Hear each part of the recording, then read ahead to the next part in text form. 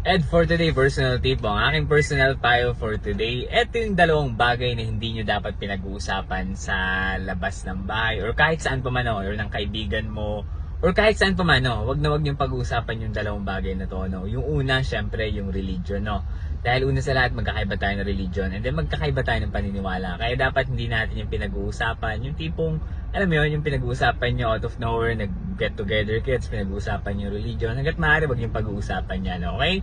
Pangalawa, syempre, pag yung usaping politika no, or politics, wag na wag nyo rin pag-uusapan yan kapag nag-banding kayo ng mga kaibigan nyo. Kasi sigurado ako, magkakaiba kayo ng views pagdating sa politics. No? Meron tayong mga kanya-kanyang kandidato na pinaniniwalaan natin, na syempre, ganun din yung kaibigan natin. Kaya etong dalawang bagay na to, wag na wag nyo itong pag-uusapan or as much as possible, wag nyo itong gawing topic, no? Kapag nagkita-kita kayo. Lalo na kung alam niyo naman sa bawat isa na magkakaiba kayo ng paniniwala pagdating sa relihiyon and then pagdating sa politika. Kaya ang pinapayo ko, wag na wag yung pag-uusapan yan, lalo na kung nagbabanding kayo no, or nasa labas kayo. Enjoy nyo lang yung time na magkakasama kayo together. Pero wag kayong mag-uusap about religion or politics dahil again, magtatalo lang kayo, magkakaroon lang kayo ng samaan ng loob. Okay? So yan lang yung personal payo ko for today. Tanda mo yung dalawang bagay na yan na hindi nyo dapat pag-usapan. Okay?